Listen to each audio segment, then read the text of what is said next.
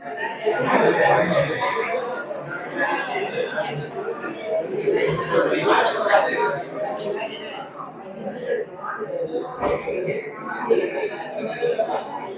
હવે આપણે લાસ્ટમાં કેશ ફ્લો સ્ટેટમેન્ટમાં ઇમ્પોર્ટન્સ પોઈન્ટના ટોપિક ઉપર આવ્યા હતા. કઈ એક્ટિવિટી ક્યારે કહેવાય એ જોયું હતું. કેશ એન્ડ કેશ ઇક્વિવલન્ટ કોને કહેવાય એનું ડિસ્કશન કર્યું હતું. Then after treatment of importance item માં ખાસ કોઈ ફિક્સ એસેટ પરચેઝ કરવામાં આવે અંડર ઇન્સ્ટોલમેન્ટ સિસ્ટમ માં ખાસ જોવાનું છે આપણે ઇન્ટરેસ્ટનો જે કોમ્પોનેન્ટ હોય એ તમારે ફાઇનાન્સ એક્ટિવિટીમાં લખવાનો છે અને પ્રિન્સિપલ પ્રપોર્શનેટ છે એ આપણે ઇન્વેસ્ટિંગ એક્ટિવિટી. એવી રીતે ઇન્ટરેસ્ટ, હવે ધ્યાનથી વર્ડ જોજો, ઇન્ટરેસ્ટ રિસીવ. તો નોર્મલી તો આપણને પહેલી દ્રષ્ટિએ લાગે નોર્મલ ઇન્ટરેસ્ટ ક્યારે મળે આપણને, કંઈક ઇન્વેસ્ટમેન્ટ કર્યું હોય તો ઓબ્વિયસલી. પણ માની લો બેંક હોય તો બેંકને વ્યાજ મળે તો ઓપરેટિંગ, બીકોઝ એનું મેઇન બિઝનેસ છે. પણ નોર્મલ બિઝનેસ એનો મતલબ સમજવા માટે અમારો નોર્મલ બિઝનેસ ટીચિંગનો છે, બટ અમને વ્યાજ ક્યારે મળે? Simple investing. હવે ધ્યાનથી જોજો, પહેલું તો કીધું ઇન્વેસ્ટમેન્ટ કર્યું હોય અને વ્યાજ મળ્યું હોય તો ઇન્વેસ્ટિંગ એક્ટિવિટી. પણ ઘણીવાર આ તમારે અલગ અલગ જગ્યાએ આવી શકે. ખાસ એ કહ્યું from short term investment. Short term ઇન્વેસ્ટમેન્ટનો મતલબ પહેલા શું થાય? વેચી નાખવાનો પર્પઝ જ આપણો છે ટૂંક સમયમાં ખરીદવું વેચવું. તો ભાઈ શોર્ટ ટર્મ પર્પઝથી તમે જો ઇન્વેસ્ટમેન્ટ કરો એટલે લાઈક ટ્રેડિંગ થઈ ગયો હતો તો પછીનું વ્યાજ તમારી પાસે ચોઈસ છે, ક્યાં લખી શકાય? Operating activity. કારણ કે નોર્મલ બિઝનેસ લાઈક કર્યો તમે ખરીદવું વેચવું. હવે એકવાર ઓર જોજો બરાબર શબ્દ ટ્રેડ એડવાન્સ. એટલે શું? Trade advance. ટ્રેડ એટલે વ્યાપાર, એમાં એડવાન્સ હોય. જેમ કે સમજવા માટે ખરીદનાર છે, આપણે ખરીદનાર છે, બરાબર છે, આપણે ખરીદનાર છે, આપણે ગુડ્સ જોઈતા છે સપ્લાયર પાસે, ક્રેડિટર પાસે, પણ એને આપણે ટર્મ્સ કન્ડિશન મૂકી કે તમે મને અમુક રૂપિયા એડવાન્સ આપો ને તો હું તમને ગુડ્સ આપીશ, અધરવાઇઝ નહીં આપું. આપણે બે એક ચોખવટ કરી, કેટલા સમયમાં ગુડ્સ આપે? ચલો એડવાન્સ બી આપવા તૈયાર છે. એને કીધું 2 મહિના લાગશે. કીધું 2 મહિના. આપણે કીધું કોઈ વાંધો નહીં, ચલો 2 મહિનામાં વસ્તુ મને ડિલિવર કરજો, હું 2 મહિના એડવાન્સ બી રાખું છું. હવે આપણે ટર્મ્સ કન્ડિશન મૂકશું. જો 2 મહિના પછી લેટ થયું ગુડ્સ આપવામાં તો મારા રૂપિયા તમે એમને ફ્રીમાં નહીં વાપરી શકો, તો એના ઉપર તમારે મને વ્યાજ ચૂકવવું પડશે. એ બોલ્યો, ખબર પડી? હવે વ્યાજ ક્યારે લાગશે? 2 મહિનાનો આપણે સમય આપ્યો તો ભાઈ એને કીધું કે ભાઈ 2 મહિના લાગશે અને પહેલા એડવાન્સ આપો તો વસ્તુ આપો. આપણે એમાં એગ્રી છીએ 2 મહિના માટે. પણ 2 મહિના કરતા લેટ, માની લો 3 મહિને ડિલિવર કર્યા ગુડ્સ, કેટલા મહિના લેટ થઈ? તો આપણે તો પહેલા તો જો લેટ ડિલિવરી આપશો તમે તો 1 મહિનાનું વ્યાજ લગાવીશ. કોના ઉપર વ્યાજ લાગ્યું? ગુડ્સ આપણે ખરીદવા માટે એડવાન્સ. ગુડ્સ કઈ એક્ટિવિટીનો ભાગ? ક્રેડિટર શેમાંથી બને? એટલા માટે જો ટ્રેડ કઈ એડવાન્સ છે તો ઓપરેટિંગ એક્ટિવિટી. ઉલટું બી થઈ શકે. ધ્યાનથી જો, આપણે વસ્તુ વેચનાર છે, ઉલટી પ્રોસેસ. આપણે હવે ડિમાન્ડ કરીએ, ઉલટું થયું એક્ઝેક્ટ. આપણે ડેટરને કીધું તારે વસ્તુ જોતી છે કે હા, આપણે કીધું એડવાન્સ આપવું પડશે તારે મને. ડેટરે કીધું કોઈ વાંધો નહીં, એડવાન્સ આપો. બોલો કેટલા સમય? આપણે કીધું 1 મહિનો. 1 મહિનામાં તમને ગુડ્સ અમે વેચી દેવું, ટૂંકમાં ડિલિવર કરી દઈશું. આ વખતે એને ટર્મ્સ કન્ડિશન મૂકી 1 મહિના કરતા લેટ જો તમે મને વસ્તુ મોકલી, સેલ કર્યું, એ લેટ ડિલિવરી મોકલી તો હું 2 મહિના લેખે વ્યાજ ગણી 2% લેખે ઇન્ટરેસ્ટ કાઉન્ટ કરીશ. ચલો આપણે 3 મહિના પછી ગુડ્સ મોકલ્યા. વાત તો થઈ હતી 1 મંથની. 2 મંથ લેટ કર્યા તો વ્યાજ આપણે આપવું પડશે ને. કોને વ્યાજ આપ્યો આપણે? ડેટર. એટલે શું કહેવાય? ટ્રેડ. ટ્રેડ એડવાન્સ એને આપ્યો હતો એના ઉપર વ્યાજ. તો આ વ્યાજ બી કઈ એક્ટિવિટીમાં જશે? ઓપરેટિંગ. નોર્મલી ખાલી તમને એમ લખ્યો ઇન્ટરેસ્ટ રિસીવ, બીજું કાંઈ નથી લખ્યું. તો વ્યાજ નોર્મલી ક્યારે મળે? ઇન્વેસ્ટમેન્ટ કરવી ત્યારે, અને ઇન્વેસ્ટિંગ એક્ટિવિટી ગણવા. પણ ક્યારેક આવા બે કેસ આવી શકે કે શોર્ટ ટર્મ ઇન્વેસ્ટમેન્ટ કરો તો એના ઉપર ઇન્ટરેસ્ટ મળે તો ઓપરેટિંગ. ટ્રેડ એડવાન્સ ઉપર ઇન્ટરેસ્ટ પે કર્યું અથવા રિસીવ થયું તોય ઓપરેટિંગ. કોના ઉપર હોય? Trade advance.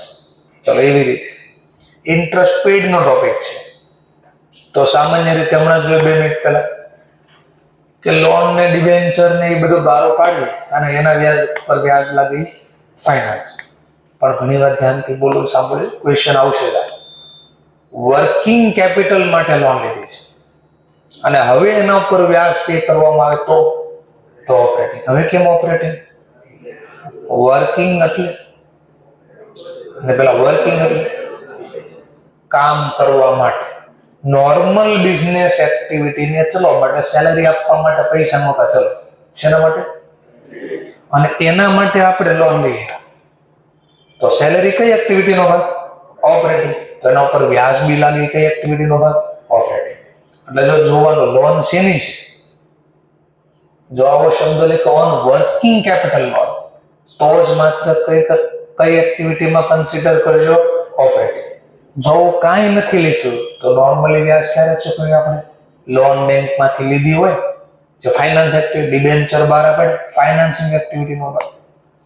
એવી રીતે ડિવિડન્ડ રિસીવ સેમ પાછું. માની લો અમારો બિઝનેસ તો શેનો છે? ટીચિંગનો છે. અમે શેરમાં રોકાણ કર્યું અને એના ઉપર ડિવિડન્ડ મળે તો ઇન્વેસ્ટ. પણ ખુદ ફાઇનાન્શિયલ ઇન્સ્ટિટ્યૂટ જેનું મેઇન કામ છે શેરમાં રોકાણ કરવું અને એના ઉપર ડિવિડન્ડ મેળવવું, તો એના માટે કઈ એક્ટિવિટી? ઓપરેટિંગ. તો આ બધા ટ્વિસ્ટ વાળા પોઈન્ટ ધ્યાન રાખવાના. ટેક્સ વાળો આગળ કાલે બોલ્યો તો રિપીટ. ખાલી ટેક્સ કહે તો ટેક્સ તો લાગે, ગુડ્સ ખરીદો ટેક્સ લાગે, વેચો તોય ટેક્સ લાગે, પ્રોફિટ કરો તોય ટેક્સ લાગે. કાંઈ કીધું ન હોય તો નોર્મલી કઈ એક્ટિવિટીમાં ગણવું? રિફંડ હોય ગમે હંમેશા ઓપરેટિંગ ગણવાનું. પણ તમને ચોખવટ કરી નાખી કે નહીં, આ ટેક્સ કયો છે? તો કે ઇન્વેસ્ટમેન્ટ સેલ કર્યું, એના ઉપર પ્રોફિટ કમાણા અને એનો ટેક્સ છે. તો અથવા વધારે ટેક્સ અપાઈ ગયો તો આ એસેટ વેચીએ ગવર્મેન્ટે રિફંડ આપ્યો. તો જોવાનું પેલા પે શેના માટે કર્યો તો કે ઇન્વેસ્ટમેન્ટ વેચ્યું એના ઉપર, બિલ્ડિંગ વેચ્યું એના ઉપર, કેપિટલ ગેઇન થયું. તો ચૂકવા ત્યારે કઈ એક્ટિવિટીનો ભાગ હતો? ઇન્વેસ્ટ. રિફંડ આવે તો ઇન્વેસ્ટિંગ. એવી રીતે માની લો તમારે કોઈ ફાઇનાન્સ એક્ટિવિટીનો ભાગ, TDS, tax deduction at source, ડિબેન્ચરનો વ્યાજ, એના ઉપર ટેક્સ આપ્યો તો આપણે, તો કઈ એક્ટિવિટીનો ભાગ? ફાઇનાન્સ. વધારે ટેક્સ અપાઈ ગયો, ગવર્મેન્ટે પાછા તો બી ફાઇનાન્સ. એટલે આ બે એક્ટિવિટી છે ને તો લખ્યું.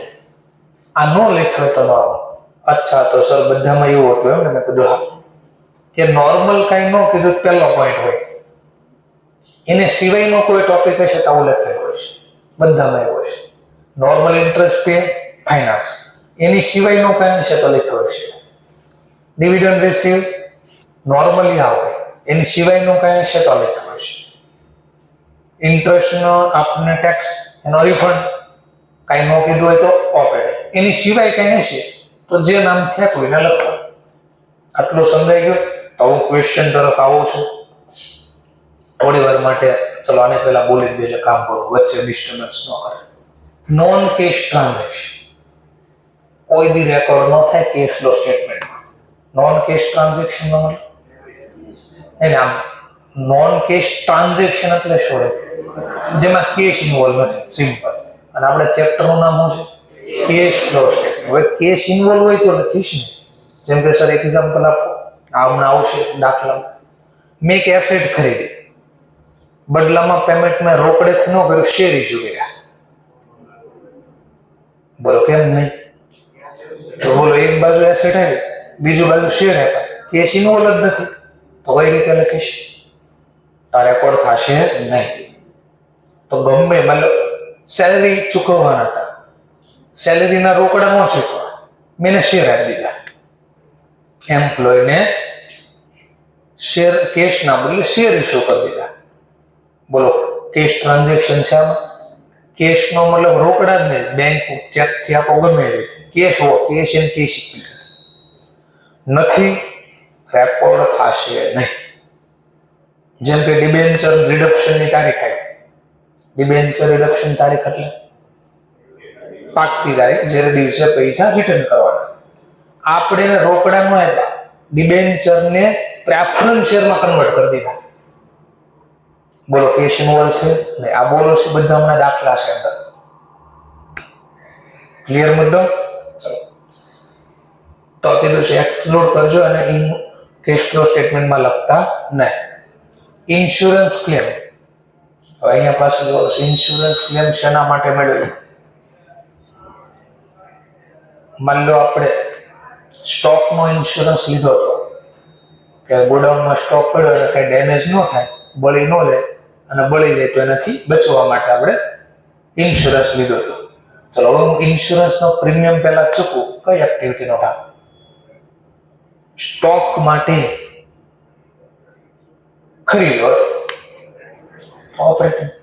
હવે મને સ્ટોક બળી ગયો અને ઇન્સ્યોરન્સ કંપનીએ મને પૈસા આપ્યા, ક્લેમ આપ્યો, બોલો હોય ઓપરેટિંગ. બોલો બીજું સાંભળો, એક બિલ્ડિંગ હતું એનો ઇન્સ્યોરન્સ લીધો હતો. હવે જે ઇન્સ્યોરન્સ ચૂકવું ને ઇન્વેસ્ટિંગ એક્ટિવિટી માટે, માની લો બિલ્ડિંગ બળી ગયું અને એનો ક્લેમ ના રોકડા આવ્યા તો પછી ઇન્વેસ્ટિંગ. ડિબેન્ચર બળી ગયા તો ડિબેન્ચર બળી જાય ને તો તમારે જોવાનું છે શેનો ઇન્સ્યોરન્સ લીધો હતો અને એનો ક્લેમ મળ્યો. સ્ટોકનો હશે તો ઓપરેટિંગ, ઇન્વેસ્ટમેન્ટ એટલે કોઈ ફિક્સ એસેટ માટેનો હશે તો ઇન્વેસ્ટિંગ. ક્લિયર મુદ્દો? બીજું સર આમાં શું છે? આ છે એસ આવશે 18 રિલેટેડ પાર્ટી ડિસ્ક્લોઝર ને આવશે. Cash flow reporting in investment in associate, subsidiary અને જોઈન્ટ વેન્ચર. ટૂંકમાં આપણે ક્યાંક રોકાણ કર્યું છે, જોઈન્ટ વેન્ચરમાં રોકાણ કર્યું છે, એસોસિએટમાં રોકાણ કરેલું છે અથવા સબસિડરી, ગમે ત્યાં રોકો એક જ.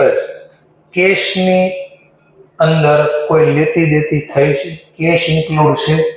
જો જવાબ મળે હા તો રેકોર્ડ થશે, જો જવાબ મળ્યો ના પછી કોઈ પણ ટોપિક, એસોસિએટ ગમે એવું, subsidiary, joint venture, parent company ગમે એવું, રેકોર્ડ થશે નહીં. તો અહીંયા એ જ લખ્યું છે કે ભાઈ ગમે બે વચ્ચે ગમે એ ટ્રાન્ઝેક્શન થાય, કેશ ઇન્વોલ્વ હોવા જોઈએ તો રેકોર્ડ થાય, અધરવાઇઝ રેકોર્ડ થાય નહીં. ક્લિયર? ચલો હવે ક્વેશ્ચન સોલ્વ કરવા માટે પહેલા હું નાના નાના દાખલા શીખીએ. ચલો હવે મને આમાં ગોતી નાખો ફાઇન કેશ રિસીટ, કેટલા રૂપિયા રોકડા મળ્યા હોય ગોતી લો. ઇક્વેશનના ફોર્મમાં લખો તોય ભલે અથવા અકાઉન્ટના ફોર્મમાં બનાવો તોય ભલે, આપણે તો વર્કિંગ નોટ જોશે એક્ઝામમાં. ચલો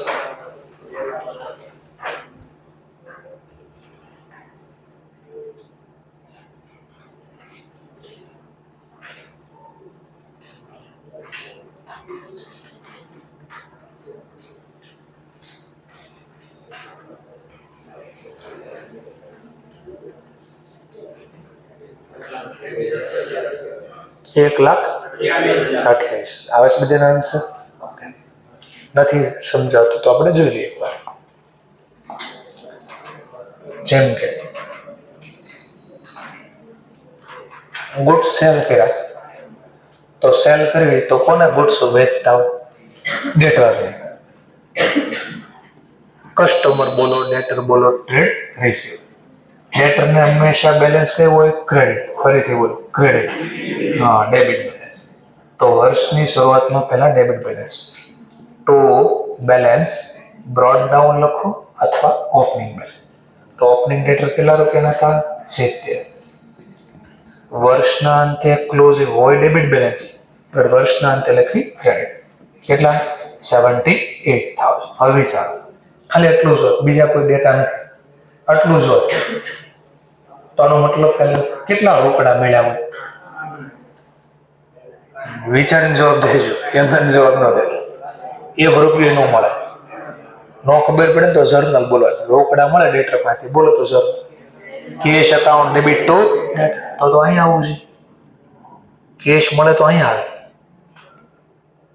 ઓર વિચાર, ગયા વર્ષે કેટલા લેવાના?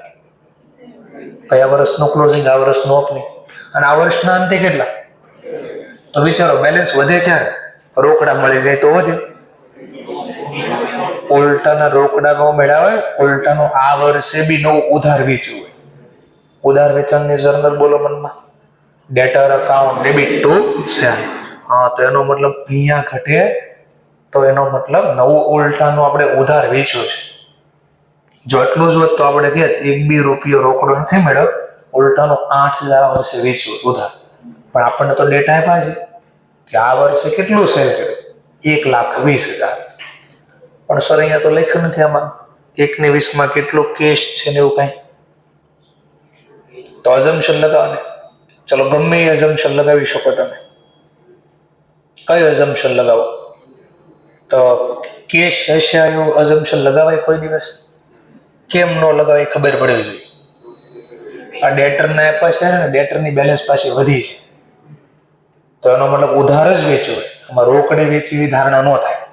નહીં થવાનું રીઝન એ બોલ્યો, કારણ કે એક તો ડેટરના ડેટા આપ્યા છે ને, પ્લસ વર્ષના અંતે ડેટરની બેલેન્સ વધી છે, તો ઉધાર વેચવું જ હોય. તો ધારણા હંમેશા ક્રેડિટ સેલની કલર માથાકૂટ હોય. ચલો આ 1/20 ક્રેડિટ સેલ છે એવું અઝમ્પશન લગાવ્યું. જૂના કેટલા લેવાના? નવા ટોટલ આ વર્ષે કેટલા લેવાના? પણ વર્ષના અંતે જોયું તો 1/90 બદલે 78 જ બાકી બોલે છે, તો મળી કેટલા ગયા હોય?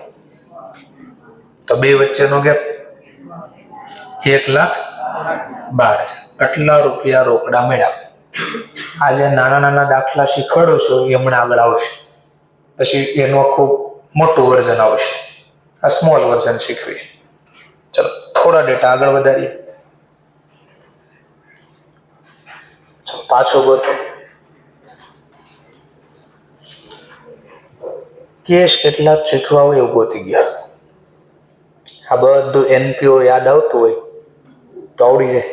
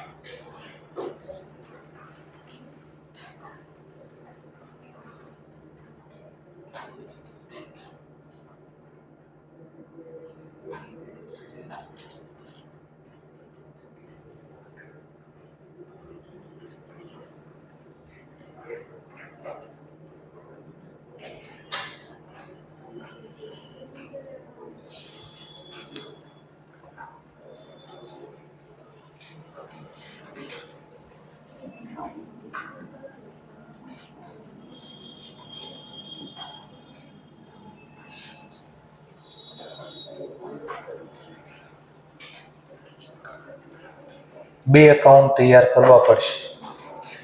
યાદ છે ને? કેશ ચૂકવવાના છે તો એક ક્રેડિટરના ડેટા આપ્યા છે અને સ્ટોકના ડેટા આપ્યા છે. સ્ટોકનો મતલબ પહેલા શું થાય? સ્ટોક એટલે ઇન્વેન્ટ એટલે ગુડ્સ ખરીદવી કોણ પાસે? તો ક્રેડિટરના ડેટા આપ્યા છે ક્યાં? અને જે ગુડ્સ વર્ષના અંતે અનસોલ્ડ રહી જાય એ ક્લોઝિંગ સ્ટોક બને. પ્રીવિયસ યરનો ક્લોઝિંગ સ્ટોક આ વર્ષનો ઓપનિંગ. તો બે ડેટા મારે જોઈશે. એક મારે સ્ટોક અકાઉન્ટ પ્રિપેર કરવું પડશે, અને સ્ટોક બોલો, પરચેસ બોલો, જે બોલો, અને એક અકાઉન્ટ તૈયાર કરવું પડશે ક્રેડિટર. ક્રેડિટરને જમા બાકી હોય તો ઓપનિંગ બેલેન્સ જમા બાજુ લખવાનું, ક્લોઝિંગ બેલેન્સ ઉધાર બાજુ ડેબિટ સાઈડ લખવાનું. ચલો ઓપનિંગ ક્રેડિટર કેટલાના છે? 18,000. Closing creditor કેટલાના? 25,000. બસ પેલા આટલું જ જો ને, ખાલી સ્ટોક ભૂલી જાઓ, આટલું જો. આનો મતલબ શું સમજાય તમને આટલું જોવાથી? Opening balance 18,000, closing balance 25,000. તો આ વર્ષે રોકડા કેટલા ચૂકવા હોય? 1 રૂપિયો. કેમ? ક્રેડિટરની બેલેન્સ વધી એનો મતલબ ઉલટાના આ વર્ષે બી ક્રેડિટ પરચેઝ કર્યો. નો ખબર પડે જર્નલ બોલવાનું credit purchase. Purchase account debit two credit જો અહીંયા તો ઉલટાની ખરીદી કરી હોય તો જ અહીંયા બેલેન્સ આવે. અને જો રોકડા ચૂકવી ને તો જર્નલ બોલ creditor account debit to cash તો અહીંયા ઘટવું જોઈએ કેશ ચૂકવવી તો દાખલામાં મને આ જોઈએ છે તો પરચેઝના ડેટા આપ્યા છે કેટલો ખરીદ નહીં તો ખરીદી માટે મારે કયો ખાતો બનાવવું પડશે? સ્ટોક. તો ડેબિટ બાજુ પહેલા ઓપનિંગ બેલેન્સ લખી દો. તો પ્રીવિયસ યરનો સ્ટોક આપણી પાસે હતો 12,000. એન્ડ ઓફ ધ યર આપણી પાસે ક્લોઝિંગ સ્ટોક એટલે ક્લોઝિંગ બેલેન્સ 15. આટલું જ હોત ખાલી આટલું સિમ્પલ આટલું તો હું કહી શકત બોલ 12,000 નો સ્ટોક 15,000 ક્યારે થાય? તો 3,000 નો ખાલી ખરીદવો હતો. પણ આપણને એક્સ્ટ્રા ડેટા બી આપ્યા છે કે ખરીદ્યા પછી આપણે વેચવાનું પણ શીખે તો લખ્યું છે રો મટીરિયલ કન્ઝ્યુમ. તો સ્ટોક એટલો વપરાય છે ધંધામાં આવે કે જાય અથવા ખર્ચો એટલો કેન્સલ કરવાનો ક્રેડિટ સાઇડ. તો આને 2 નામથી લખી શકો એક્ઝામ જે આપે એ લખવાનું. રો મટીરિયલ કન્ઝ્યુમ નું નામ આપે તો એ લખજો. મેન્યુફેક્ચરર ને તો એને રો મટીરિયલ કન્ઝ્યુમ બોલે. બટ ટ્રેડર હોય તો એને શું બોલે? COGS cost of goods sold. કેટલાનો માલ વેચાઈ ગયો? 75,000. ચલો તો ઓટોમેટિક જો અહીંયા મળશે તો ખરીદી ઉધાર ખરીદી થઈ એવી ધારણા કરો. ખરીદ ખાતે ઉધાર અને ક્રેડિટર ખાતે આ બેલેન્સિંગ ફિગર. ચલો તો આ ડેટાનો સરવાળો કરે તો 90,000 એમાંથી પ્રીવિયસ યરના ડેટા લેસ કરી દો તો વધ્યા કેટલા? 78,000. અને આ ધારણા થઈ ક્રેડિટ સેલ છે. આ ડેટા અહીંયા આવશે 78,000. ક્યાંથી લાવ્યા તો કાઉન્સમાં મેન્શન કરવાનું વર્કિંગ નોટ પર. અને હવે આ બે ટોટલમાંથી આ લેસ કરશું તો પહેલાનું ટોટલ લખી દો 96,000. તો અહીંયા 96,000 માંથી 25,000 લેસ કરજો તો બેલેન્સિંગ ફિગર મળી જશે કેટલા? 71,000. સમજાઈ ગયો પોઈન્ટ? તો નાના નાના ક્વેશ્ચન બનાવીએ છીએ પછી આને આપણે મોટા ફોર્મેટમાં સમજવાનો પ્રયત્ન કરીએ. ચલો કઈ એક્ટિવિટીમાં લખાય મને પહેલા આ કહેશો. આ પહેલો દાખલો ડેટરમાં જે આ 1 ને 12 ઓપરેટિંગ ઇન્વેસ્ટિંગ કે ફાઇનાન્સિંગ? ઓપરેટિંગ. ઇનફ્લો કે આઉટફ્લો? ઇનફ્લો. મળે તો ઇનફ્લો ચૂકવી તો આઉટફ્લો. ચલો આ ખાતામાં જરા ચેક કરો ક્યાં લખશું માહિતી? Operating investing financing? Operating. Inflow કે આઉટફ્લો? આઉટ. ચૂકવી એટલે આઉટફ્લો. ઓકે ચલો હવે આટલું થોડુંક ખાલી ખબર પડે તો હવે આની હેલ્પ જરૂર પડશે. જો આ 2 વસ્તુ માટે લખ્યું હતું. પહેલું હું લખ્યું હતું કેશ રિસીવ ફ્રોમ સેલર. રોકડેથી વેચાતો પણ રોકડે નો વેચવી તો બીજો ઓપ્શન ક્રેડિટ. તો જો cash receive from trade receive આનું બીજું નામ ડેટર છે કસ્ટમર. અને હવે જોજો payment to trade payable. Trade payable એટલે ક્રેડિટર. કા રોકડેથી ખરીદો તો ડાયરેક્ટ કેશ ચૂકવી દેવી, ઉધાર ખરીદી હોય તો ક્રેડિટરને ચૂકવવી. તો આ 2 વસ્તુ માટે પહેલા સમજાવવા પડે. ચાલો તો હું પેલો આખું ફોર્મેટ આનું બનાવી દઉં. ચલો ફોર્મેટ બનાવું છું ડાયરેક્ટ મેથડ પ્રમાણે. પહેલા જ દિવસે થોડું લખ્યું હતું આજે પાછું રિપીટ કરું છું. કેશ ફ્લો સ્ટેટમેન્ટ બનાવું છું એનું ફોર્મેટ છે અને ડાયરેક્ટ મેથડ પ્રમાણેનું ફોર્મેટ બનાવું છું. એટલે ઓલું આગળ ગણ્યું ને થોડો અંદાજો આવે કે ભાઈ આ ક્યાં લખવાની વાતો કરતા હતા. ચલો ગણતરી માટે તમે ઇનર કોલમ આઉટર કોલમ બનાવી શકો છો. ઇનર આઉટર કોલમ નથી બનાવતા આઈને પ્લસ માઇનસ કર્યા કરો પણ બને ત્યાં સુધી થોડું પ્રેઝન્ટેશન સારું થાય એટલે 2 કોલમ રાખવાની છે. એક ડિટેલ માટે અને આમાં સર ડિટેલ નો લખીને ખાલી બ્લેન્ક રાખી તો બી ચાલે, જરૂરી નથી બરાબર, પણ લખવી તો થોડુંક સારું લાગશે. ડિટેલ. ચલો SR નંબર પર્ટિક્યુલર સૌથી પહેલા દાખલાની શરૂઆત થાય ડાયરેક્ટ મેથડમાં રોકડા ધંધામાંથી મળતા ઓપરેશન. તો મેન આવક શું હોય ઓપરેટિંગ એક્ટિવિટીમાં? સેલ. જો રોકડેથી મળે તો એ લખી દે કેશ રિસીપ અથવા રિસીપ ફ્રોમ કેશ સેલ. રોકડેથી અથવા નોર્મલ ગુડ સોલ્ડ જે લખો. રોકડેથી ન હોય તો ઉધાર વેચે તો ડેટર પાસેથી મળે કેશ રિસિપ્ટ અથવા રિસીવ્ડ ફ્રોમ કસ્ટમર. અને જો મારો ગુડ્સનો બિઝનેસ ન હોય તો પછી મને ક્યાંથી મળે? તો સર્વિસનો બિઝનેસ હશે તો સર્વિસ રેન્ડરિંગ કરવી એટલે પૂરી પાડવી. સર્વિસ આપવાથી જે પૈસા મળે. જેમ કે કેશ જો ગુડ્સ ને એવું ન હોય તો સર્વિસ મેં રેન્ડરિંગ કર્યું. સેલ ઓફ સર્વિસ વેચી એટલે સર્વિસ પ્રોવાઈડ કરી. તો આપ્યું હોય તો લખવાનું કયો બિઝનેસ એના ઉપર ડિપેન્ડ. કેશ રિસિપ્ટ અથવા receipt from cell of service. ચલો અહીંયા આઉટર કોલમમાં લખી દેવાનું. પ્લસ માઇનસ જે થતું એ કરી દેવાનું. નથી તો ડાયરેક્ટ આઉટર કોલમમાં. ચલો ત્યાર પછી આ મેન આવક. તો મેન આવક કમાવા ખર્ચા બી કર્યા હશે. તો જેમ કે ગુડ્સ વેચવા હોય તો પહેલા ખરીદવા આપણે તો માઇનસ થાય લેસ કરવાના ને કયા તો કોને માત ખરીદી આપણે ક્રેડિટ. તો રોકડેથી ખરીદ્યું એટલે પણ direct cash paid for goods purchase direct રોકડા જ આપી દીધા તો અહીંયા લખી દેવાનું. ચલો ઓર રોકડા નું હોય તો કેશ પેડ ટુ ટ્રેડ પેયેબલ નો બોલવું હોય તો ક્રેડિટર અને ટ્રેડ પેયેબલ એ નથી બોલવું ક્રેડિટર એમ બોલો તો સપ્લાયર. ત્રીજો નામ શું છે એનું? સપ્લાયર. ચલો તો આ મેન આવક આ મેન ખર્ચો. આની સિવાય ધંધામાં શું ખર્ચા થઈ શકે? તો સેલરી ના ચૂકવો, વેજીસ ના ચૂકવો, લાઇટ બિલ ના ચૂકવો, રેન્ટ ના ચૂકવો, જનરલ ખર્ચા તમે એડમિનિસ્ટ્રેટિવ ના ચૂકવો તો એ બધા આપ્યા છે ઓપરેટિંગ ને લગતા ખર્ચા. તો જેમ કે જો પેમેન્ટ ફોર ઓપરેટિંગ એક્સપેન્સ કોણ હોય તો આમાં સમજાવો બધા નામ લખ્યા છે. તો તમે લખી શકો ઓપરેટિંગ એક્સપેન્સ શોર્ટમાં લખો તો cash paid for operating expense. આમાં કયા કયા નામ આવે તો આખું લિસ્ટમાં લખી દીધું છે. Power, rent, electricity, wages, salary, payment for income tax અને adjust for the extraordinary item. આવું હોય for extraordinary item. Extraordinary item પહેલા આપણને ઓર્ડિનરી આઇટમ ને એક્સ્ટ્રાઓર્ડિનરી આઇટમ. ચલો તો આ શબ્દ આવશે શીખવાનો આપણે ES5 ની અંદર. એક્સ્ટ્રાઓર્ડિનરી આઇટમ, એક્સેપ્શનલ આઇટમ આ શબ્દ આવે. એક્સ્ટ્રાઓર્ડિનરી આઇટમ નો મતલબ થાય કે જે બિઝનેસનો પાર્ટ છે બી નહીં છતાં બી મને પૈસા મળે કે મારે ચૂકવવા પડે. મને એક્સપેક્ટેશન બી નહોતી કે આવું થાય ધંધા, છતાં બી ઘટના બની ગઈ.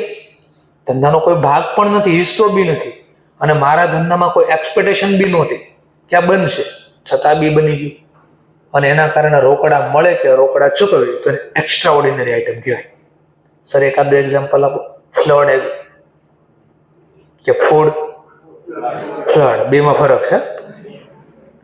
તો પૂર આવી જાય અને આપણું માની લો નીચાવાળા એરિયામાં દુકાન હોય તો શું થાય? ડૂબી જાય બધું તો નુકસાન. બોલો ફ્લડ ને આપણા બિઝનેસને કોઈ રિલેશન હતું અને કોઈ ધારણા નું કોઈ દી કર્યું કોઈ કે પૂર આવશે ને મારી દુકાન પૂરી થઈ જશે. OMG કદી ઘણી વાર થઈ જાય. OMG એટલે હા એ મૂવીમાં શું થતું કોઈ ત્યાં ભૂકંપ ન હોય આપણે જ ત્યાં ભૂકંપ આવતો અને આપણું જ બધું પડી જાય. તો બસ એક્સ્ટ્રા ઓર્ડિનરી આઇટમ નો મતલબ બિઝનેસનો કોઈ પાર્ટ બી નથી, મને કોઈ એક્સપેક્ટેશન બી નથી, છતાં બી નુકસાન જાય અથવા રૂપિયા મળે. સર આ નુકસાન જાય તો સમજાય, આ મળે ક્યાંથી તો કયો પહેલા એક આદી વાત ઇન્સ્યોરન્સમાંથી એક મળે. એની સિવાય કઈ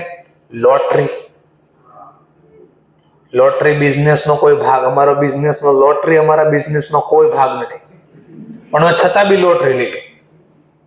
અને બોલો લોટરી કેટલા લોકો લે, વર્ષો સુધી લે, લાગે છે કે લોટરી નહીં? તો બિઝનેસનો પાર્ટ બી નથી ને કોઈ એક્સપેક્ટેશન બી નથી કે મને મળશે પણ છતાં એકવાર ટ્રાય કરી હાલો ભૂલથી મળી ગઈ તો એમ કરીને બધા લે છે લોટરી. તો જનરલી બહુ રેર કેસમાં આવશે, પણ આવે તો આનું એડજસ્ટમેન્ટ, આ એડજસ્ટ એટલે પ્લસ માઇનસ જે થાય, ખર્ચો કરો તો માઇનસ કરજો, મળે તો પ્લસ કરજો. ક્લિયર? આ જેટલો લખ્યો આને કહેવાય, આનો જે જવાબ આવે નેટ, જે જવાબ આવે, નેટ જે જવાબ આવશે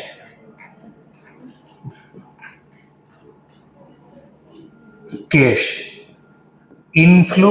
જો પૈસા મળે તો ઇનફ્લો બોલજો, અને ધંધામાંથી જતા હોય તો આઉટફ્લો બોલી શકાય અથવા યુઝ. આઉટફ્લો બોલો અથવા યુઝ. તો કેશ ઇનફ્લો અથવા યુઝ ફ્રોમ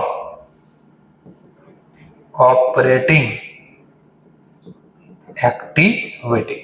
હવે બીજું બોલીશ, ધ્યાનથી સાંભળજો. આ ડાયરેક્ટ મેથડ ને ઇનડાયરેક્ટ મેથડ માત્ર ઓપરેટિંગ એક્ટિવિટીમાં છે. ડાયરેક્ટ મેથડ અને ઇનડાયરેક્ટ મેથડ, આ બે ભાગ છે ને, એ કોના માટે છે? ખાલી ઓપરેટિંગ માટે. ઇન્વેસ્ટિંગ એક્ટિવિટી અને ફાઇનાન્સિંગ માટે ડાયરેક્ટ બોલો તો એમ જ લખશું બેઠું, ઇનડાયરેક્ટ બોલો તો બેઠું એમ જ લખશું, એમાં કોઈ ચેન્જીસ નહીં આવે. એટલે ડાયરેક્ટ મેથડ, ઇનડાયરેક્ટ માત્ર કોના માટે અલગ અલગ છે? કારણ કે બેમાં લખવાની ટેકનિક અલગ અલગ છે. પણ ઇન્વેસ્ટિંગ ને ફાઇનાન્સિંગ માટે કોઈ અલગ અલગ ટેકનિક નથી. ડાયરેક્ટ મેથડ હોય તો એમ જ છાપીશ, ઇનડાયરેક્ટ હોય તો એમ જ છાપીશ.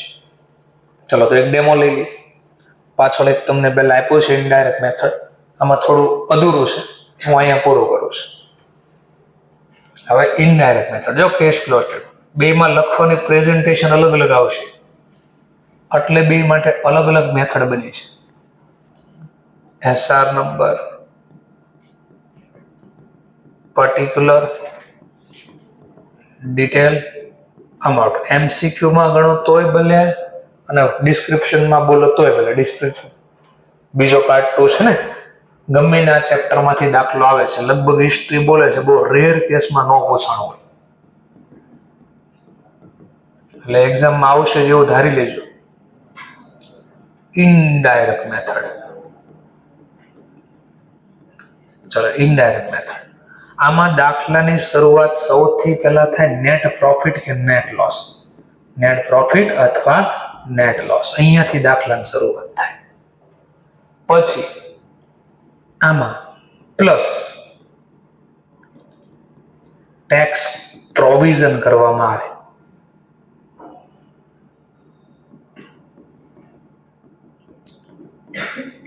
નેટ લોસ હોય તો માઇનસની સાઇન, પ્રોફિટ હોય તો પ્લસની સાઇન.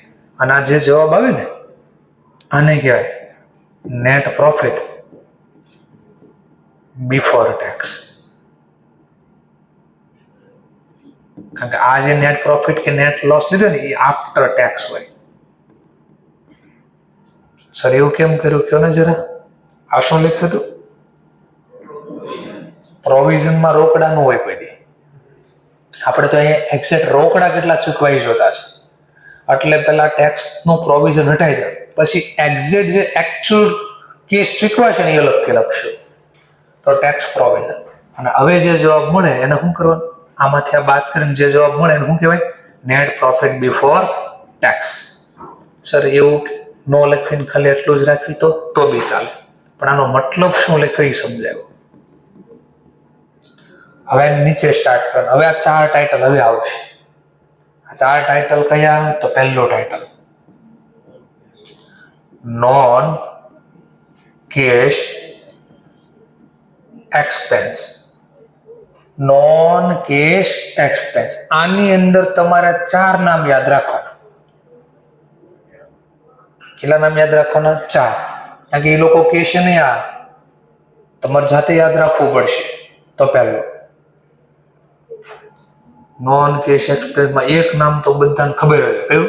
ડેપ્રિસિએશન. આ તો ખબર જ હોય, પણ આ તો ટેન્જિબલ એસેટ ઉપર લાગે. ઇનટેન્જિબલ ઉપર શું લાગે? અમોર્ટાઇઝ. તો અને ડેપ્રિસિએશન બોલો, અમોર્ટાઇઝેશન, બધું એક ને એક. તો 2 નામ તો યાદ જ રહી ગયા. અમોર્ટાઇઝેશન. ત્રીજું નામ શું હોય? તો ઘણીવાર આપણે શીખ્યા ફાઉન્ડેશનમાં કે ઘણીવાર હેવી લોસ થાય બિઝનેસ, તો એ એક સાથે રાઇટ ઓફ ન કરવાનું, એને એવરી યર થોડા થોડા રૂપિયા રાઇટ ઓફ કરતા. સર એવું મને યાદ જ નથી ફાઉન્ડેશન. ચલો હું બોલી દઉં. આપણે ડિબેન્ચર ઇસ્યુ કર્યા તો ડિસ્કાઉન્ટથી અથવા રિડક્શન કરવાના હતા પ્રીમિયમથી. તો એનો લોસ તમે દર વર્ષે થોડો થોડો માંડવાનો. એટલે શોર્ટકટ અથવા લોંગ કટ બેમાંથી એક મેથડ વાપરવી. જો એન્ડ ઓફ 5th યર કે 10th યર એક હારે પાછા આપવાના હોય તો લોસ માંડી વાળો એટલે શોર્ટકટ મેથડ વાપરતા. અને દર વર્ષે થોડા થોડા રિડક્શન કરવાના તો લોંગ કટ ઓલી બોક્સ બને વેઇટ આપતા અને એના રાખતા. તો બસ, તો કોઈ વર્ષે હવે લોસ માંડી વાળો, બોલો કોઈ રોકડા લોસ આપવાનો હોય નહીં. તો એનો મતલબ નોન કે ખર્ચો તો છે, પણ કેવો ખર્ચો છે? Non cash. તો આમાં કોઈ એક્યુમેટેડ લોસ હોય તો એ કાઉન્ટ કરવાનું. આ 3 નામ તો ધ્યાનમાં રાખવાનું છે. ચોથું નામ છે સ્ટાર વાળો છે, જેનું નામ છે જનરલ રિઝર્વ. હવે આ જ યાદ રાખજો, નકર અહીંયાથી જ દાખલો ખોટો પડશે. સૌથી પહેલા આને યાદ રાખજો, જનરલ રિઝર્વ. સર કેમ એને સ્ટાર માર્ક્સ લખીને આપ્યું છે ત્યાં? તેનું કારણ આપો, બરાબર જોજો. જનરલ રિઝર્વમાં પૈસા શેમાંથી ફેરવવામાં આવે? પીએનએલ માંથી. તો હું થોડું પાર્ટનરશિપ યાદ કરાવું. પેલા પીએનએલ ખાતું બને, ખબર છે? પછી નીચે કયું ખાતું બનાવતું? P&L appropriation. યાદ છે? નફા નુકસાન ફાળવણી ખાતું. એમાં બધા માલિકને બધાને બાંટી દેતા, અને પછી કાંઈ વધે તો તમે જનરલ રિઝર્વમાં ટ્રાન્સફર કરતા. ટૂંકમાં પીએનએલ અલગ હોય, પીએનએલ એપ્રોપ્રિએશન અલગ હોય. બોલો શું સમજાય છે? તો અહીંયા કંપનીના કેસમાં આવું હોય. આ નેટ પ્રોફિટ લખ્યો નહીં, જોવાનો કયો હશે આ, કે નેટ લોસ છે કયો હશે? આફ્ટર ટેક્સ લખ્યો છે, હજી ટેક્સ જ બાદ છે, એમાંથી હજી આ રૂપિયા ટ્રાન્સફર કર્યા નથી. સર કાંઈ નથી સમજાતું, શું બોલો છો? લખી દો. આ માની લો પીએનએલ એકાઉન્ટ છે, થોડી વાર જૂના ફોર્મેટમાં જ બનાવો છો. આ નેટ પ્રોફિટ મળી ગયો મને સમજવા માટે 50,000. પછી કંપની છે ને, ભાગીદારી પેઢીની જેમ કંપની બી આ નફો ફાળવે. ફાળવો એને શું કહેવાય ઇંગ્લિશમાં? એપ્રોપ્રિએશન કર્યું. એટલે આ ખાતું બને, નેટ પ્રોફિટ આવ્યો 50,000. હવે કંપની આમાંથી ડિવિડન્ડ નહીં બાંટી શકે.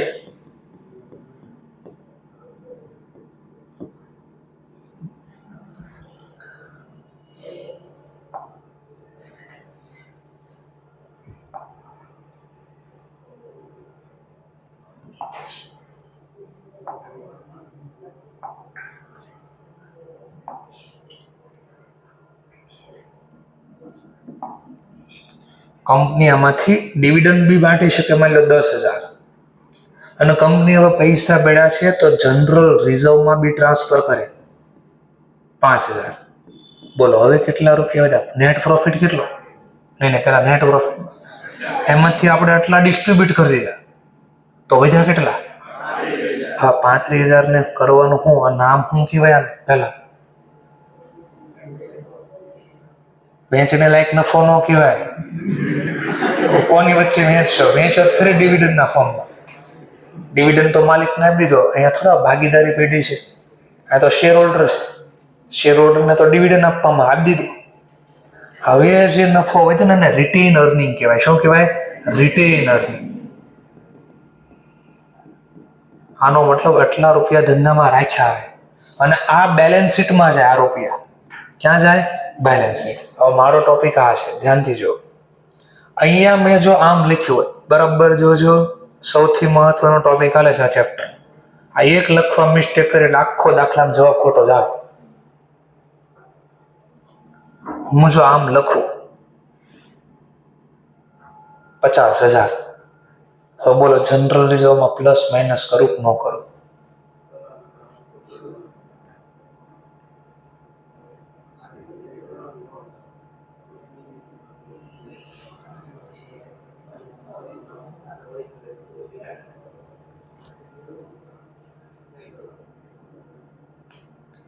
આ ન ખબર પડે, ગોખવું પડે. શું ગોખવાનું? આ પ્લસ થાય, એ લખ્યું ને એ પ્લસ કરવાનું, આ એ લખે ને એ હંમેશા પ્લસ થાય. બરાબર, ગોખવાનું શા માટે? લોજિક જો. ક્યાંથી આપણે દાખલાની શરૂઆત કરી? નેટ પ્રોફિટ પણ કેટલા?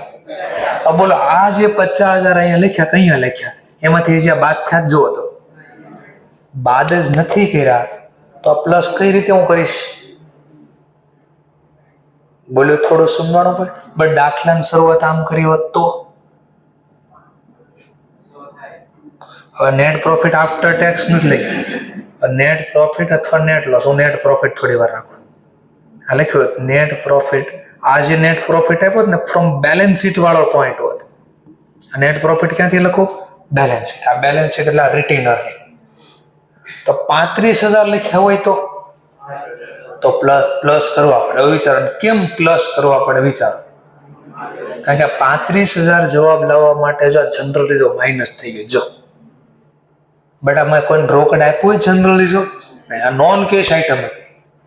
શું છે આપણી આ? નોન. એટલે ખર્ચો તો છે પણ આ રોકડા કોઈને આપવા ગયા હોવી નહીં.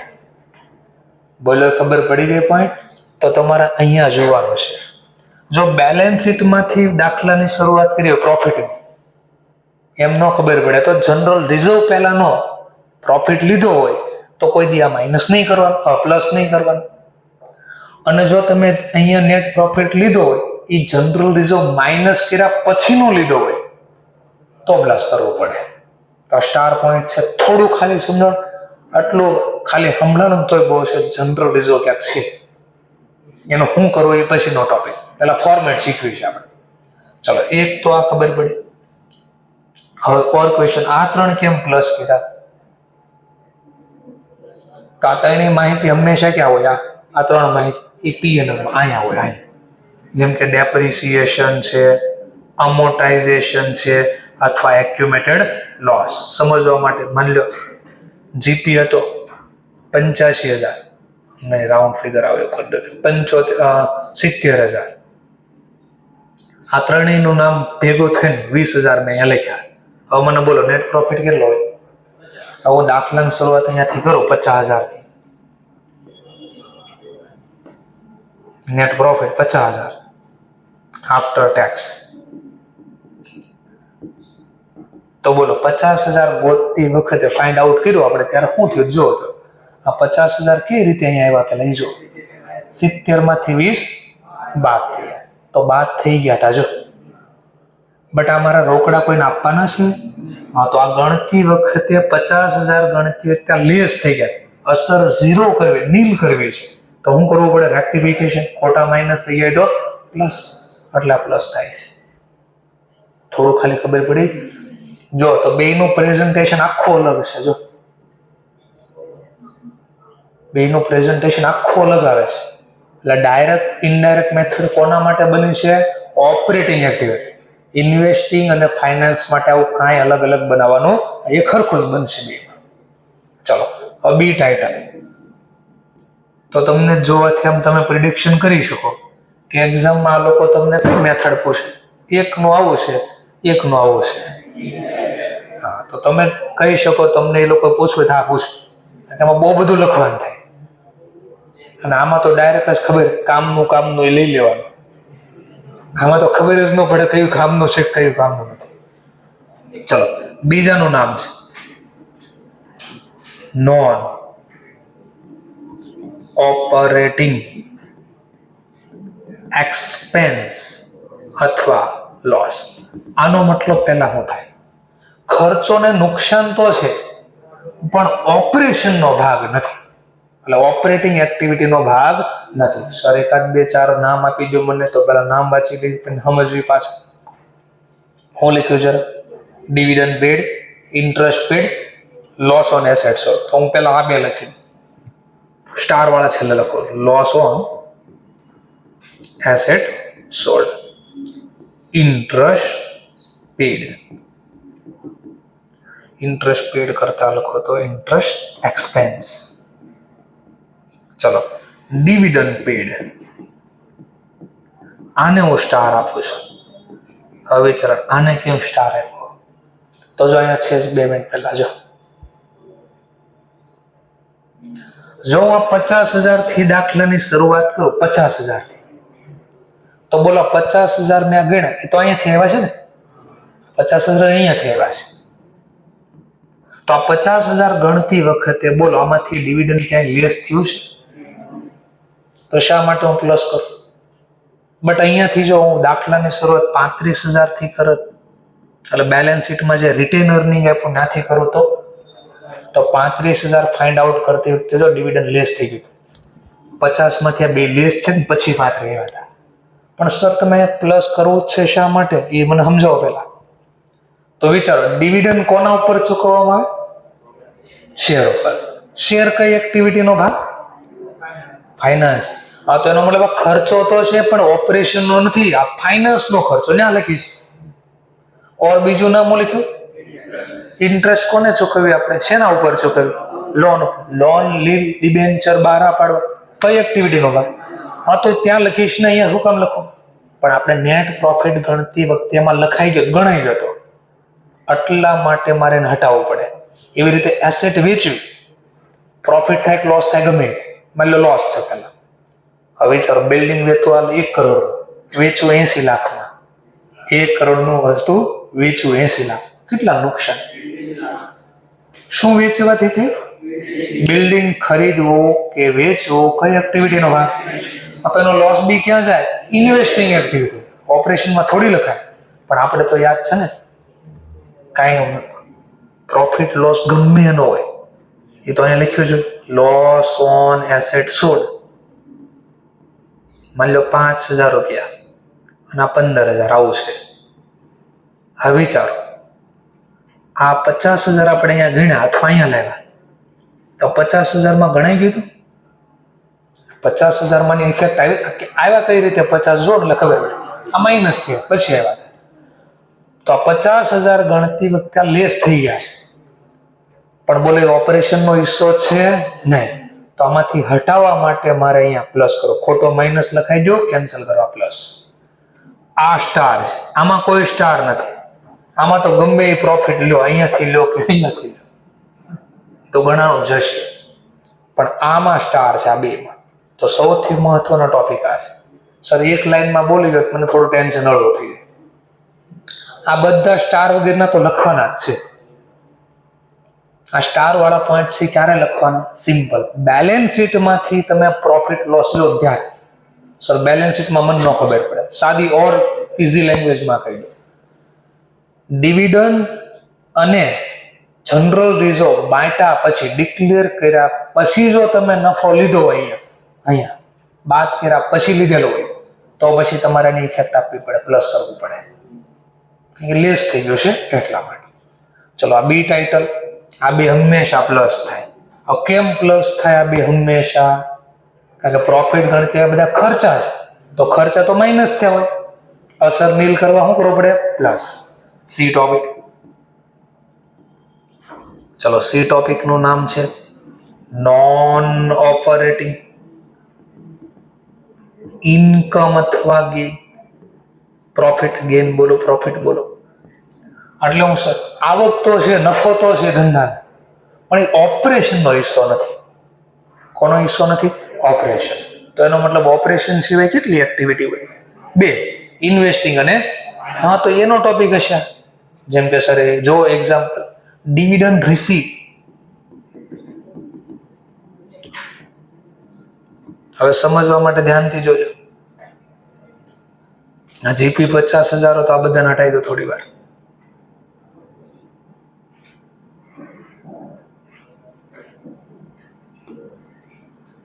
આ જીપી 70,000 છે, થોડું સેન્સ આપી 64,000 છે, અને ડિવિડન્ડ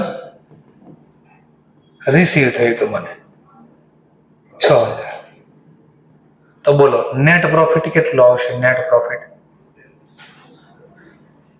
64 જીપી હતો, ડિવિડન્ડ રિસીવ થયું 6,000, તો નેટ પ્રોફિટ કેટલો આવે? 70. તો મને ફરીથી 70,000 આપણે આ ગણ્યા એ કઈ રીતે આવ્યા? 70,000 64,000 માં 6,000 પ્લસ છે. આ એટલે કયા? Dividend receive. બોલો ડિવિડન્ડ મળે કયો? શેમાંથી મળે? ક્યારે ડિવિડન્ડ મળે? ક્યારે? શેરમાં રોકાણ. બીજી કંપનીના શેર રોકવી કઈ એક્ટિવિટીનો ભાગ? પણ આપણે તો નેટ પ્રોફિટ ગણ નાખ્યું છે, તો ઇન્વેસ્ટમેન્ટ એ આપણે ઓપરેશનનો ભાગ કહેવાય નહીં. આટલા ડિવિડન્ડ જે મળ્યો ને એ હટાવ્યો. એટલે આવક તો છે પણ ઓપરેશનનો ભાગ નથી. એટલે આ સી કોલમ માઇનસ થાય. માઇનસ શું કામ થયા? માઇનસ કેમ કર્યા? કારણ કે પ્રોફિટ ગણતી વખતે એમાં પ્લસ થઈ ગયો. 70,000 માં પ્લસ થઈ ગયા. એટલે અસર નીલ કરવા, ખોટા પ્લસ થઈ ગયા, અસર નીલ કરવા આપણે એને શું કરવું પડે? માઇનસ. પ્લસ થવું માઇનસ કરવા પડે, માઇનસ થવું પ્લસ. એક ઓર બીજું લખ્યું, જરા ચેક કરો. ઓર બીજું લખ્યું, ઇન્ટરેસ્ટ રિસીવ. પાછું વિચારો, ઇન્ટરેસ્ટ ક્યારે મળે?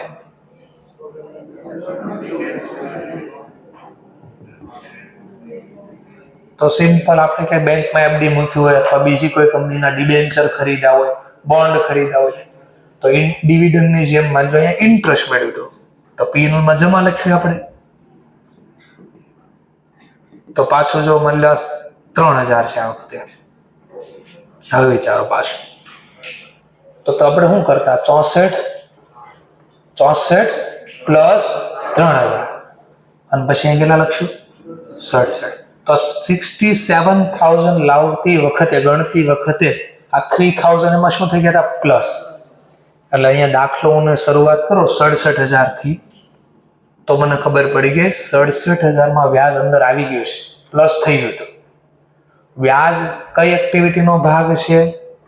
Interest receive, investing. અને આપણે અત્યારે કઈ એક્ટિવિટી ગોતીએ છીએ? તો આ ઓપરેટિંગનો ભાગ નથી, પણ આપણે તો નેટ પ્રોફિટ ગણતી વખતે પ્લસ થઈ ગયું હતું. અસર કેન્સલ કરવા, ઇફેક્ટ નીલ કરવા એને માઇનસ કરવું છે.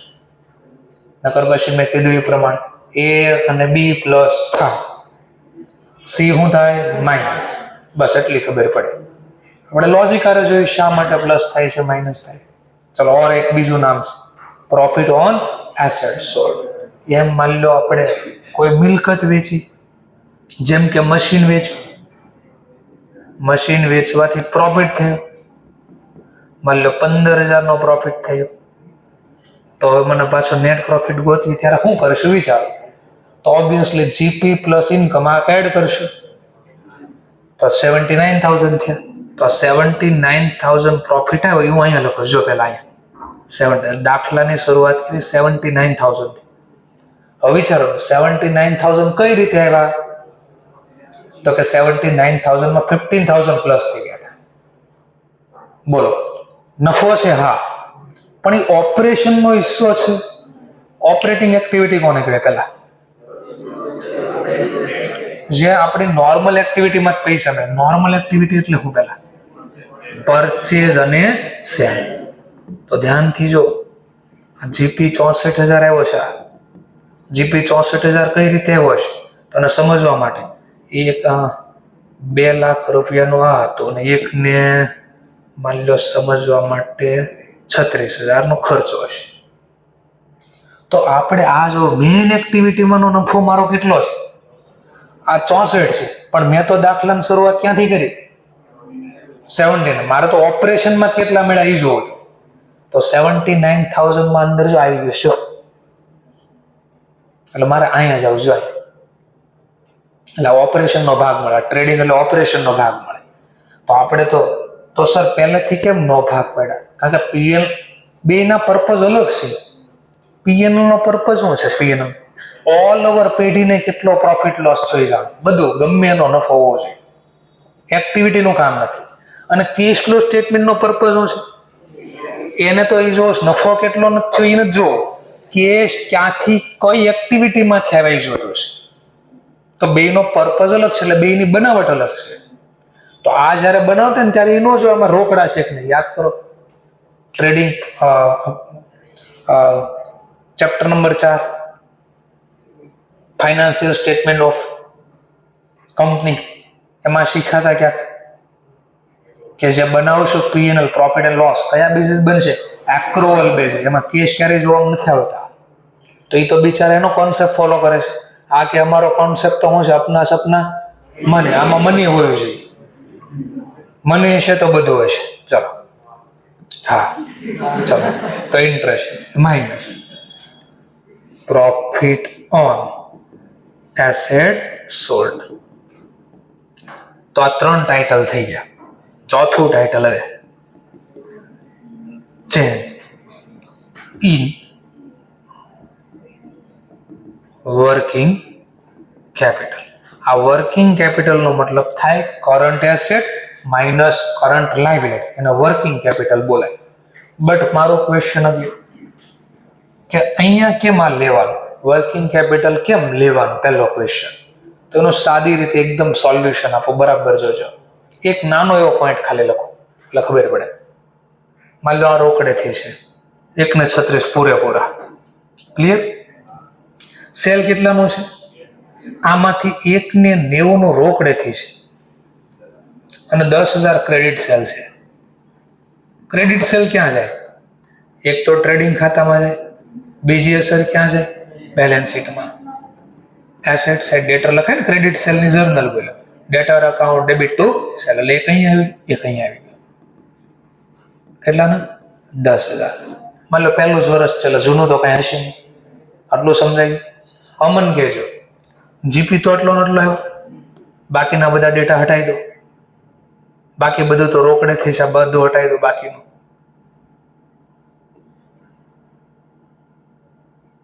ચલો હટાવી દીધું આપણે. હવે નેટ પ્રોફિટ કેટલો આવશે? બીજા કોઈ ડેટા નથી એટલે 64,000. આટલું ક્લિયર છે? અમન કહો તો એકચ્યુઅલ રોકડા કેટલા મળ્યા છે એમ જોઈ શકાય તમે? આ રોકડા જ છે, આ બધા રોકડેથી ખરીદી હતી. આમાંથી આટલું જ આપણે રોકડેથી વેચ્યું, બાકી તો ક્રેડિટ છે. તો રોકડા કેટલા નેટ ધંધામાં આવ્યા કે ગયા ગોતી શકાય? કેટલા? 54,000. પણ આપણે તો દાખલામાં નેટ પ્રોફિટ કેટલા ચાલુ કર્યો? 64,000. બોલો 64 રોકડા મળ્યા છે, આપણે ત્યાં દાખલામાં 64,000 લખ્યા. તો એનો મતલબ આ 64,000 ગણ્યા કઈ રીતે પહેલા? તો કે અહીંયાથી કઈ રીતે આવ્યા? તો કે સેલમાંથી હું બાદ કર્યું? પરચેઝ. આમાં તો કોઈ માથાકૂટ નથી, અહીંયા તકલીફ હતી. આ સેલ 2 લાખ લખ્યું તો 2 લાખ, પણ રોકડા કેટલા હતા? તો કેટલા વધારે લખાઈ ગયા? આ 10 વધારે લખાઈ ગયા ને, અહીંયાથી લેસ થાય. Minus increase in asset. Asset એટલે ડેટા. કઈ એસેટ છે? Current asset. જો કરંટ એસેટ વધે તો આઉટફ્લો કહેવાય 10,000. તો હવે ગોતો લો, 64 માં 10 બાદ કરો. તો શા માટે વર્કિંગ કેપિટલમાં લીધું ખબર પડી ગઈ? કારણ કે નેટ પ્રોફિટ ગણતા એમાં ક્રેડિટ સેલે લખાઈ ગયું, અને ક્રેડિટ સેલની અસર ક્યાં જાય? બેલેન્સ શીટમાં જાય, ડેટરના નામે જાય. ઓર બીજું જો આના બદલે આમ કરી દો તો આ બધું રોકડેથી જ માની લો, આ બધું તો કેશ છે, આ બધું તો રોકડેથી. બટ આ વખતે આમાં એક ચેન્જીસ કરી દો. આમાંથી માની લો અહીંયા ભાગ પડો, હવે 36,000 રૂપિયા કેશ છે અને બાકીના 1 લાખ રૂપિયા ક્રેડિટ સેલ છે. પણ આપણે તો ટ્રેડિંગમાં બધું જ લખ્યું છે, ઉધાર હોય રોકડે બધું લખ્યું છે. જીપી અગેન એટલો ને એટલો છે. દાખલાની શરૂઆત મેં અગેન 64 થી કરી. આ ઉધાર વેચવી તો બેલેન્સ શીટમાં, ઉધાર ખરીદવી તો બેલેન્સ શીટમાં ક્યાં લખવી? લાયબિલિટી છે, ક્રેડિટરના નામથી લખવી ને. બોલો ક્રેડિટર કેટલા? 1 લાખ. હવે આમ વિચારતો, અહીંયાથી જોવાથી મળી જાય કે નહીં? રોકડે જ ખરીદ્યું કેટલા અને વેચ્યું કેટલામાં?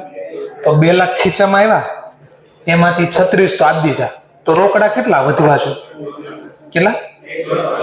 1 ને આપણે ખાલી 64 દેખાડ્યા છે. દેખાણો કઈ મતલબ? આટલાની અસર છે ક્રેડિટરમાં. બોલો ક્રેડિટર પહેલું જ વર્ષ છે, જૂના ક્રેડિટર કેટલા? 0. 0 માંથી કેટલા થઈ ગયા? 1 લાખ. જો એમ કે જો વધે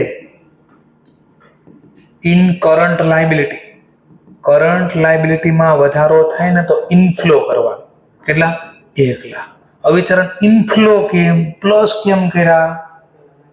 તો જો અહીંયા જો આ દેખા, આ લોજિક આપશે, આ રીઝન આપશે. તો 64,000 આવ્યા કઈ રીતે? પહેલા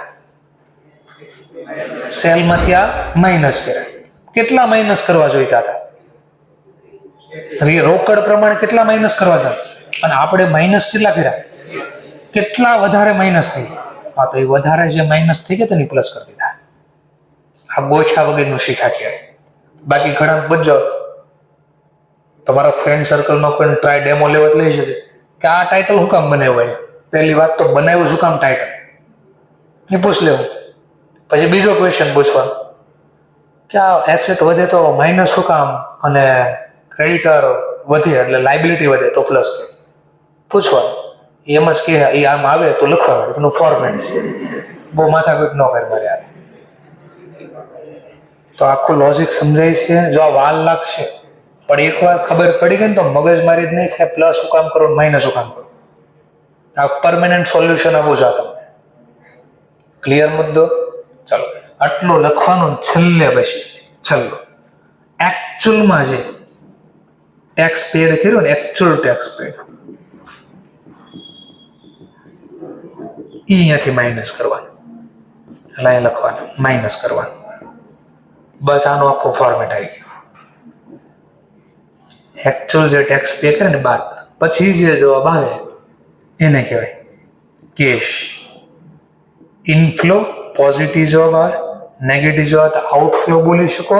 આઉટફ્લો ન બોલે તો યુઝ ફ્રોમ ઓપરેટિંગ એક્ટિવિટી. તો પાછું આ ખાલી ફોર્મેટ યાદ કરાવે. જો બેમાં અલગ અલગ બન્યું કે નહીં બધું, એટલે બેના નામ અલગ અલગ છે. Direct method, indirect. અને એ માત્ર કોને માટે છે? ઓપરેટિંગ. ઇન્વેસ્ટિંગમાં આવું કાંઈ અલગ અલગ બેમાં હરખું જ લખાય. ઓકે, એ લખશું ત્યારે વધારે આઈડિયા આવશે. અત્યારે પેલા નાના નાના દાખલા ચાલુ કરીએ. હવે ચલો આવો પેજ નંબર 77 ઉપર. હમણાં જે બોલ્યો અહીંયા લખીને આપ્યો છે. હવે કેમ આવું બન્યું ખબર પડી જાય. ચલો, કરંટ એસેટ વધે તો શું કહેવાય? આઉટફ્લો. વિચરણ કેમ આઉટફ્લો? તો એના માટે બી ફરીથી પાછું બોલો. હમણાં જે બનાવ્યું તો આને હટાવી દો પાછું. હમણાં જે બનાવ્યું તે પાછું લખી દો. એટલે હમણાં લોજિક લાગી જશે. આમાં મેં ભાગ પાડ્યા તો મને તો યાદ છે ક્યાં સુધી 1,90 જ રોકડા હતા, 10,000 તો ડેટરના હતા, એટલે ક્રેડિટ સેલ હતું. ચલો, તો અહીંયા હું લખી દઉં ડેટર 10,000 ના. ચલો ધ્યાનથી જોઈએ. હવે આ જોવું ને આ કેમ પ્લસ, તો એના માટે અહીંયાથી ડેટા જોઈએ. નેટ પ્રોફિટ તો 64 માં લઈ દીધા. ઓકે, હવે આ બધું રોકડે ગઈ. આ સમજવા માટે આ બધું કેશ છે. આ તો કેશ છે. ઓકે, એકચ્યુઅલ કેટલા મને કેશ મળ્યા? ચૂકવા કેટલા? તો નેટ કેટલા કેશ વધ્યા? 54 લખવા જોઈએ. મેં તો કેટલા લખ્યા? આ 64 ગણતી વખતે થયું તો હું જો પેલા કે આ 64 લખ્યા, એમાં અહીંયા પ્લસ 1,90 કરવાના હતા ને મારે. તો 1,90 બદલે કેટલા લખ્યા? 2 લાખ વધારે લખાઈ ગયા, વધારે ગણ નાખ્યા. એકચ્યુઅલ રોકડા તો 1,90 મળ્યા હતા, બટ મેં તો સેલમાં કેટલા ગણ નાખ્યા? કેટલા વધારે લખાઈ ગયા? આ વધારે પ્લસ લખાઈ ગયા ને ઈ માઇનસ કર્યા ડેટરના નામે. આ શા માટે માઇનસ થયા ખબર પડી ગઈ? ડેટર સેલમાં હોય અને સેલ વધારે લખાઈ ગયું હતું નેટ પ્રોફિટ ગણતી વખતે, એટલે લેસ છે. એક્ઝેક્ટ ઉલટું થાય. હવે જો કરંટ લાયબિલિટી ઘટે વધે તો હું પહેલા કરંટ લાયબિલિટી વધે તો હું ઇનફ્લો, કરંટ લાયબિલિટી ઘટે તો આઉટફ્લો. હવે વિચારો એવું કેમ? ક્રેડિટર ઘટે ક્યારે? હમણાં જોયું આપણે 2 મિનિટ પહેલા રોકડા ચૂકવી દેવી. તો જો ક્રેડિટર ઘટ્યા એનો મતલબ તમે રોકડા ચૂકવો તો આઉટફ્લો. ડેટર ઘટે ક્યારે? હમણાં જોયું પૈસા મળે. હા, તો એસેટ ઘટે ક્યારે? એસેટ કરંટ એસેટ ઘટે ક્યારે? ડેટર પાસે પૈસા મળે તો, અને પૈસા મળે તો ઇનફ્લો. એટલે ગોખવું હોય તો આવું લોજિક વાપરવાનું. કરંટ એસેટ વધે તો આઉટફ્લો. કેમ કરંટ એસેટ વધે તો આઉટફ્લો? તો પેલા કરંટ એસેટ વધે ક્યારે? ડેટરને ઉધાર વેચવું હોય તો. ડેટરને ઉધાર વેચ્યું તેની એક અસર ક્યાં ગઈ છે? સેલમાં. રિયલ તો રોકડા મળ્યા નહીં હોય, પણ અહીંયા લખી નાખ્યા. એટલે ખોટા વધારે લખાઈ દેતા એ કેન્સલ કરો. આપણે આઉટફ્લો બોલવી છે. એક્ઝેક્ટ વર્ડ બોલ્યો. હા, એક્ઝેક્ટ વર્ડ બોલ્યો. ચલો નેક્સ્ટ પોઈન્ટ. કરંટ એસેટ ઘટે તો ઇનફ્લો. વિચાર ઇનફ્લો કેમ? તો ડેટર રોકડા આપે ને ત્યારે સેલમાં અસર ન જાય. રોકડા મળે જર્નલ બોલો cash account debit two data, તો સેલ ખાતામાં અસર ગઈ હોય નહીં. તેનો મતલબ અલગથી મને બીજા રોકડા મળ્યા. એટલે કરંટ એસેટ ઘટે તો પ્લસ એટલે આઉટ ઇનફ્લો. લાયબિલિટીમાં કરંટ લાયબિલિટી વધે તો ઇનફ્લો. કેમ ઇનફ્લો વિચારવાનું. તો પેલા ક્રેડિટર વધે ક્યારે? ઉધાર ખરીદી કરી. ઉધાર ખરીદીની અસર ક્યાં છે? ટ્રેડિંગ ખાતામાં પરચેસ. તો ત્યાં પરચેસમાં લખી નાખ્યો નેટ પ્રોફિટ ગણતી હતી, પણ એટલા રોકડા ચૂકવા હોય એટલે ખોટાના માઇનસ થઈ ગયા હતા વધારે. એ અસર નીલ કરવા માટે પ્લસ. સમજાણું? ચલો, કરંટ લાયબિલિટી ઘટે તો આઉટફ્લો કેમ? તો ક્રેડિટરને પેમેન્ટ કરવાની જર્નલ બોલો. ક્રેડિટર અકાઉન્ટ ડેબિટ ટુ ગઈ. તો જો પરચેસ ખાતામાં અસર ન ગઈ હોય પણ અલગથી ચૂકવા, એની અસર ને નહોતી આવી એટલે બીજા માઇનસ કર્યા. થોડુંક ખાલી સમજાણું કે ભાઈ આવું ક્યાંક લખ. આ ફોર્મેટ છે, આજે દાખલા મને ભણાવાય છે, ખાલી ફોર્મેટ સમજાવું તમને. ચલો, તો આ જ દાખલામાં આગળ 78 મને ખાલી એટલું કઈ નાખો. 78 નંબરના દાખલા શું જવાબ આવશે? વર્કિંગ કેપિટલમાં ઇનફ્લો કે outflow? Find out working capital. અને એના પ્રમાણે વર્કિંગ કેપિટલનું સૂત્ર પહેલા current asset minus current liability. તો 2012માં ઇનફ્લો કે આઉટફ્લો, અને પછી 2013માં ઇનફ્લો કે આઉટફ્લો? વર્કિંગ કેપિટલમાં ઇનફ્લો કે આઉટફ્લો?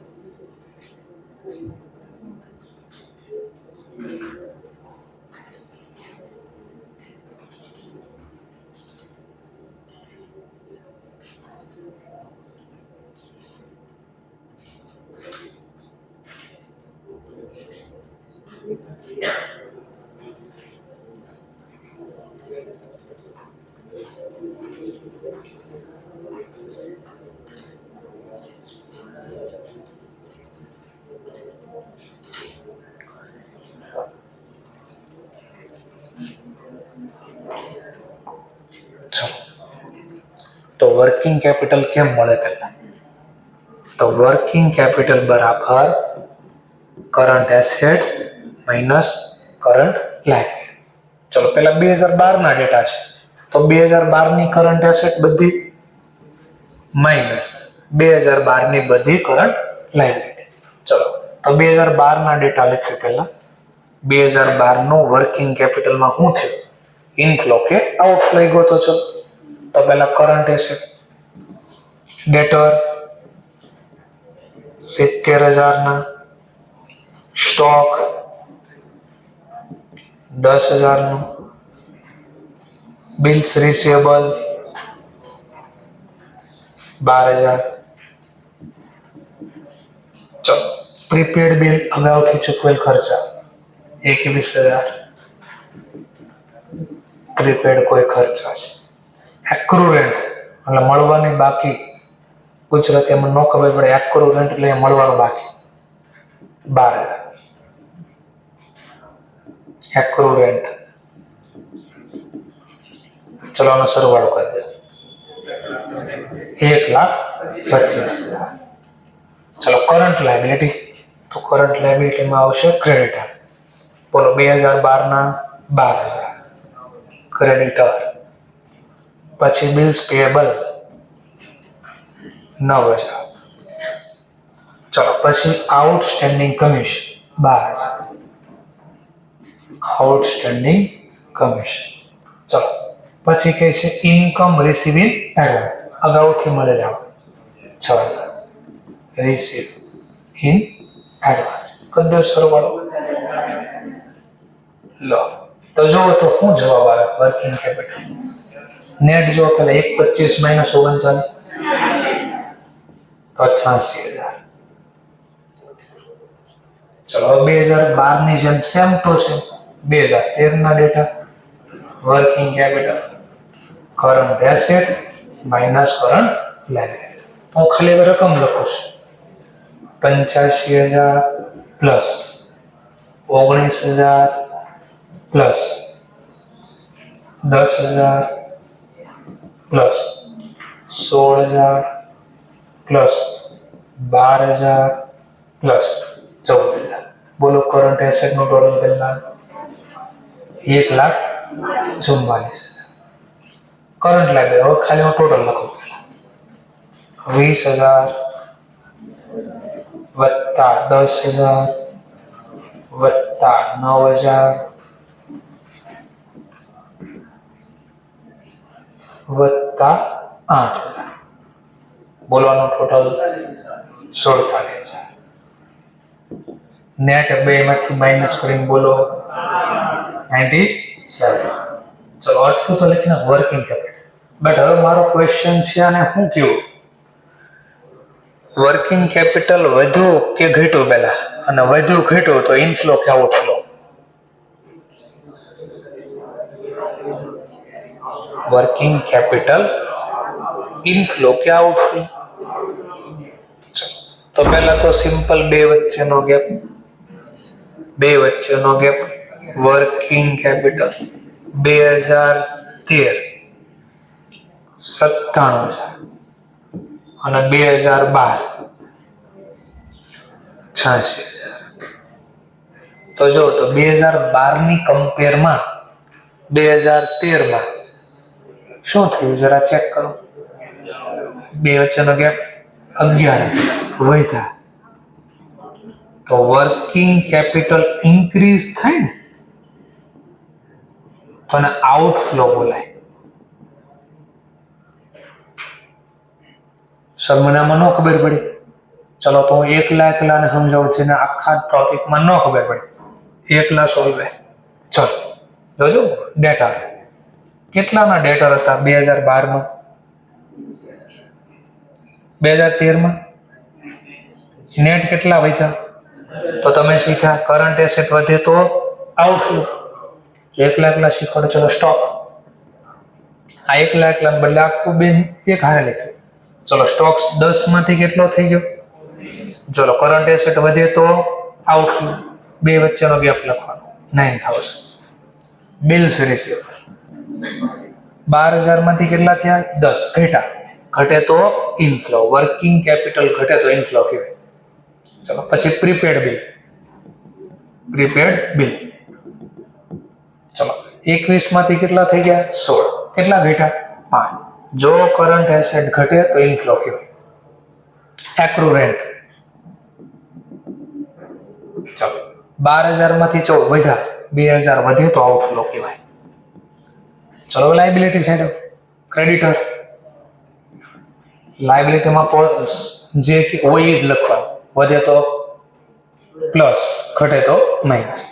ક્રેડિટર 12,000 માંથી 20,000 છે વધે તો યાદ કરો લાયબિલિટી વધે તો પ્લસ, ઇનફ્લો બોલો પ્લસ.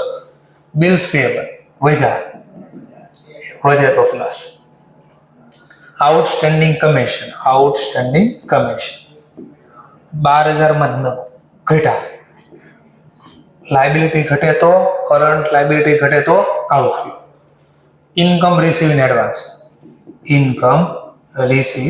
ઇન એડવાન્સ 6 માંથી 8 2 વધે તો ઇનફ્લો. કરજો પ્લસ માઇનસ નેટ કરી માઇનસ નો જવાબ આઉટફ્લો. તો આઉટફ્લો આવ્યો. Change in working capital. Working કેપિટલમાં 11,000 નો વધારો થયો, નેગેટિવ સાઇન આવી એટલે આઉટફ્લો બોલાય. તો એકલા સમજાવું, આ નેટના ફોર્મમાં સમજાવું. બે એક હારે બે સરવાળો કરે. આમાં એકમાં ગોતવો પડે. આમાં ડાયરેક્ટ બધાનો એસેટનો સરવાળો એક હારે લખી દીધો, લાયબિલિટીનો સરવાળો એક હારે બેન કમ્પેર કરી દેખાય. તો સમજાવવા માટેનો ટોપિક હતો. બહુ ચાન્સીસ ઓછા છે. કેટલા સર ઓછા? 1% ચાન્સ છે આવવાના. બરાબર. પણ આમાં અહીંયા ભલે 1% હોય, પણ આખો દાખલો જોશો એમાં તો આવવાનું જ છે, 100% આવવાનું છે. એટલે આમ 1% પ્રમાણે શીખાઈ ગયું અને આખા દાખલાના ફોર્મમાં બી શીખાઈ ગયું. Thank you very much. Next લેક્ચરમાં મળે છે.